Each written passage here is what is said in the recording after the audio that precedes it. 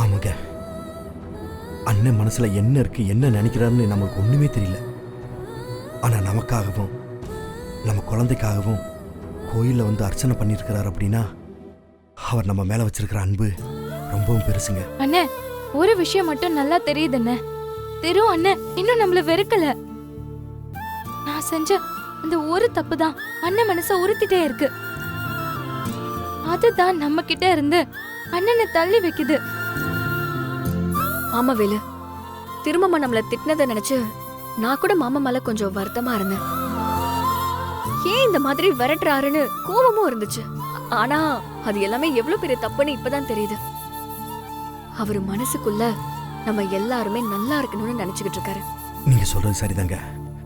மனசுல இவ்வளவு பாசத்தை வச்சுக்கிட்டு வெளியே வெறுப்பை மட்டும் காட்டிக்கிட்டு ரொம்ப கஷ்டப்படுறான்னு மட்டும் தெரியுது. அண்ணன் மாறவே இல்லை, அவர் மாறவே மாட்டாருன்னு தெரிஞ்சிருச்சு. ஏதோ ஒரு பிடிவாதம் தான் மாமாவை இப்ப தடுக்குது. நமக்கு பிறக்க போற குழந்தை அதை உடைச்சு எறியணும்.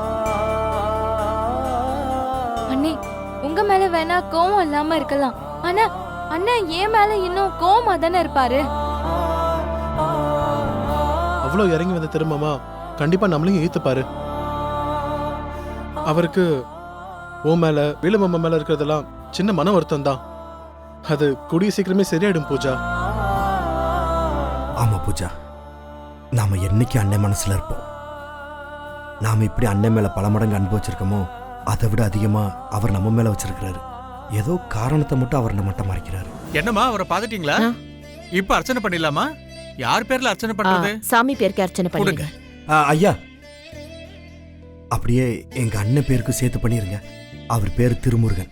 திருமுருகன். ஓம் அங்கையர் கண்ணியே போற்றிவோம், அகிலாண்ட நாயகியே போற்றிவோம், அருமறையன் வரம்பே போற்றிவோம், அறம்பளர்க்கும் அம்மையே போற்றிவோம், அப்பர்பிணி மருந்தே போற்றிவோம், அமுத நாயகியே போற்றிவோம், அருந்தவ நாயகியே போற்றிவோம், அருள் நிறை அம்மையே போற்றிவோம், ஆளவாய் கரசையே போற்றிவோம், ஆறுமுகத்தின் அன்னையே போற்றிவோம்.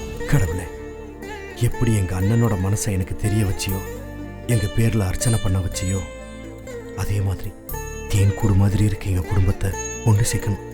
நான் உங்களை தான் நம்பி இருக்கேன். திருமாமா தான் எங்க குடும்பத்துக்கு எல்லாமே. அவர் கோபப்பட்டாருன்னு என் மனசுல ஏதோ ஒரு மூலையில அவர் மேல வருத்தம் இருந்துச்சு. ஆனா அது தப்புன்னு இன்னைக்கு உணர்த்திட்ட. என்ன மன்னிச்சிர. மனசுக்குள்ள அவர் வச்சிருக்கிற பாசத்தை எல்லார் முன்னாடியும் வெளிப்படையா காட்ட வச்சிரு. இதுதான் நான் உன்கிட்ட வேண்டிக்கிறேன்.